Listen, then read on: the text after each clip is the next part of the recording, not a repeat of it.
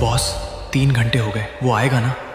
आज आएगा और आखिरी बार आएगा। साल 1998, कराची, रात के 11:47। एक कब्रिस्तान के बाहर कुछ लोग पिछले कई घंटों से खामोशी से इंतजार कर रहे थे। उनके हाथों में हथियार थे, उंगलियां ट्रिगर पर थीं और उनकी निगाह सिर्फ एक आदमी पर टिकी हुई थी।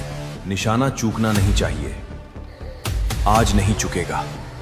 उसका नाम था दाऊद इब्राहिम, दुनिया का मोस्ट वांटेड गैंगस्टर। आज उससे सिर्फ कुछ कदम की दूरी पर मौत खड़ी थी। योजना बिल्कुल साफ थी। जैसे ही दाऊद अपनी बेटी के जनाजे में पहुंचेगा, उस पर गोलियां चलेंगी और डी कंपनी का बादशाह हमेशा के लिए खत्म हो जाएगा। लेकिन इस पूरी साजिश की सबसे हैरान करने वाली बात ये नहीं थी। सबसे हैरान करने वाली बात ये थी कि इस ऑपरेशन के पीछे कोई पुलिस एजेंसी नहीं थी, कोई सेना नहीं थी, कोई खुफिया कमांडो नहीं था, बल्कि ये पूरा जाल बिछाया था उस इंसान ने जिसे कभी दाऊद अपना सबसे भरोसेमंद आदमी मानता था, छोटा राजन। एक समय था जब अंडरवर्ल्ड में कहा जाता था, दाऊद का दिमाग और राजन की बंदूक मिल जाए तो मुंबई में कोई उनका मुकाबला नहीं कर सकता। लेकिन अब वही राजन दाऊद की मौत का इंतजार कर रहा था। आखिर ऐसा क्या हुआ था? कैसे दो जिगरी दोस्त एक दूसरे के खून के प्यासे बन गए? कैसे तिलक नगर का एक गरीब लड़का दाऊद इब्राहिम की सबसे बड़ी ताकत बना और फिर उसका सबसे खतरनाक दुश्मन भी? इस सवाल का जवाब शुरू होता है 13 जनवरी 1957 से,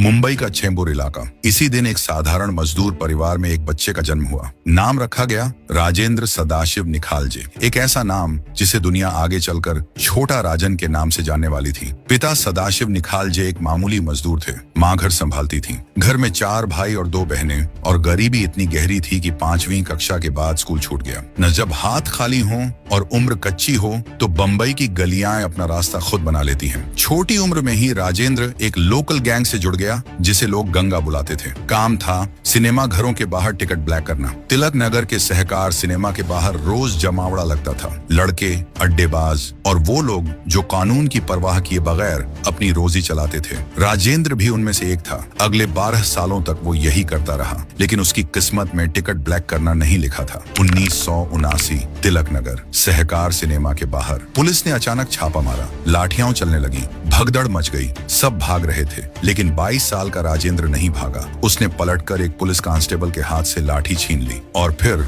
अकेले उसने 5 पुलिस वालों को इतनी बुरी तरह पीटा कि वो गंभीर रूप से घायल हो गए। उस दिन के बाद राजेंद्र जेल गया, लेकिन जेल के साथ उसे मिली वो चीज जो मुंबई के अंडरवर्ल्ड में सबसे कीमती होती है, एक नाम। एक ऐसे लड़के का नाम जो डरता नहीं, जो भागता नहीं, जो अकेला 5 पर भारी पड़ता है। और यह नाम उस शख्स तक पहुंचा जो उन दिनों मुंबई के पूर्वी उपनगरों घाटकोपर, तिलक नगर और चेंबूर का सबसे बड़ा डॉन था।